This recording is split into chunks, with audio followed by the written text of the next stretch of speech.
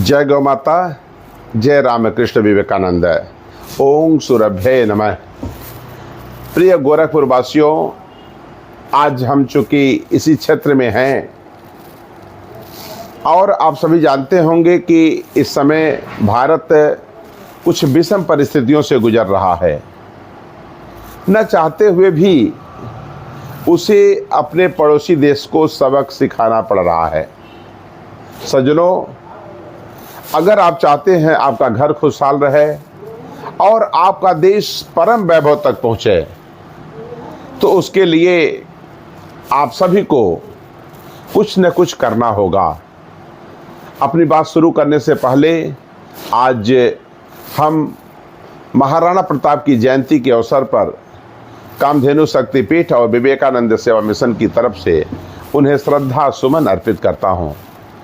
सज्जनों, आज राष्ट्रीय स्वयंसेवक संघ का जो गौ सेवा प्रकोष्ठ है, जिसमें हमें गोरक्ष प्रांत के गौ आयाम का प्रमुख बनाया गया है और गौ आयाम में विशेष रूप से गौ कथा एवं पंचगव्य चिकित्सा। तो सज्जनों, अगर चाहते हैं आपका घर खुशहाल रहे और आपका देश एक विश्व विजेता के रूप में उभर कर सामने आए, क्योंकि पूरे विश्व के सुख शांति के लिए भारत में सुख शांति होना आवश्यक है। क्योंकि जब तक भारत सुरक्षित है, सनातन धर्म सुरक्षित है, तभी तक पूरा देश और पूरा विश्व खुशहाली की तरफ बढ़ रहा होगा। इसलिए है मेरे सज्जनों, आप सभी से एक प्रार्थना कर रहा हूं कि इस सारे कार्यों के लिए आप सभी को गौ सेवा करना पड़ेगा। बहुत जरूरी है गौ सेवा करना। और अगर गौ सेवा करते हैं तो सारा परिस्थितियां आपके अनुकूल होती चली जाएंगी। सज्जनों, यदि किसी कारण से आप गौ सेवा नहीं कर पा रहे हैं, तो आप जो किसान हैं, जो भारत के अन्य लोग हैं, जो गाय पाल रहे हैं और गाय के पंचगव्य से उत्पाद बना रहे हैं, तो उसे आप अपने जीवन में उपयोग करना शुरू करें। राष्ट्रीय स्वयंसेवक संघ आप सभी को गोव्रती बना रहा है। सज्जनों, हम चूंकि मेरा दायित्व तो उसी से संबंधित है, इसलिए आप सभी से अनुरोध करता हूं कि भारत के खुशहाली के लिए आप पंचगव्य से निर्मित जो गौ उत्पाद है उसका प्रयोग करें। हम गोरखपुर में जो जगन्नाथपुर मोहल्ला है, वहाँ पर समाज सेवी डिजिटल चिकित्सालय है। यहाँ पर आपको पंचगव्य से संबंधित कुछ उत्पाद आपको उपलब्ध हो जाएंगे।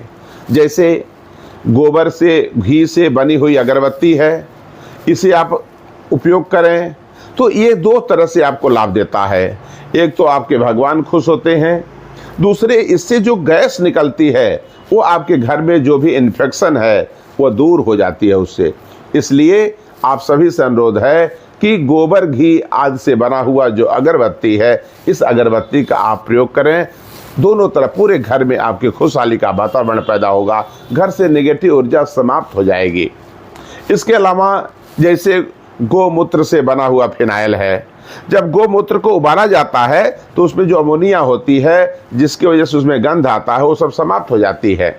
और जब उसमें पाइन ऑयल पड़ता है और नेचुरल जो नींबू है, ये नींबू का अर्क निकाल करके उसमें पड़ता है, तो गोमूत्र से जो फिनाइल तैयार होता है एकदम सफ़ेद रंग का, एकदम प्राकृतिक, इस तरह का फिनाइल आपको प्राप्त हो जाएगा। सज्जनों, जब वो फिनाइल आप प्रयोग करेंगे तो आपके उसका जो महक होगा वो आपके शरीर में तमाम सारी बीमारियों को दूर करेगा। और जब फर्श पर आप उसको लगाएंगे, उससे पोछा लगाएंगे, तो फर्श के इन्फेक्शन देखेंगे बहुत तेजी से समाप्त होगा। जो बाजार में तमाम तरह के केमिकल फिनाइल हैं, उसकी तुलना में आप देखेंगे जो गोमूत्र से बना हुआ फिनाइल है कई गुना लाभप्रद होगा। और जब आप फर्श को साफ करेंगे, वो नाले में जब जाएगा पानी, तो नाले के भी जो हानिकारक बैक्टीरिया है उसे समाप्त करेगा। ऐसे बहुत सारे उत्पाद हैं। मैं दो उत्पाद की बात किया, एक गोबर की अगरबत्ती और एक गोमूत्र से बना हुआ फिनाइल। सज्जनों, आप सभी से एक बार पुनः निवेदन कर रहा हूं कि आप गो सेवक बने, और किसी कारण से गो सेवक नहीं बन पा रहे हैं तो गोव्रती बने। इसके लिए ये सामान यहाँ उपलब्ध है। राष्ट्रीय स्वयंसेवक संघ लगातार इसके लिए प्रयास कर रहा है, और मैं गोवत्स स्वामी डॉक्टर विनय, प्रभारी कामधेनु शक्तिपीठ और उसका सेवा प्रकल्प विवेकानंद सेवा मिशन, आप सभी से मैं विनम्र प्रार्थना करता हूं कि आप सभी इन उत्पादों का प्रयोग करें, जिससे प्रभु की कृपा आपके ऊपर होगी, भगवान कृष्ण और राम की कृपा होगी, आपके घर में खुशहाली का वातावरण पैदा होगा, और इससे आपका देश खुशहाल होगा, देश परम वैभव तक पहुंचेगा, एक अच्छा भारत बनेगा, जिसकी कल्पना हमारे शहीदों ने किया था, हमारे तमाम सारे लोगों ने किया था, राष्ट्रीय स्वयंसेवक संघ और कामधेनु शक्तिपीठ ने जो किया है। इसलिए हमें पूरा विश्वास है कि देश की प्रगति के लिए, अपने घर में एक अच्छा भविष्य, अपने घर का एक अच्छा वातावरण बनाने के लिए, घर में खुशहाली का वातावरण पैदा करने के लिए आप इसका जरूर पालन करेंगे। बहुत बहुत धन्यवाद। वंदे मातरम। जय हिंद, जय गौ माता, जय रामकृष्ण परमहंस। ओम सुरभ्ये नमः।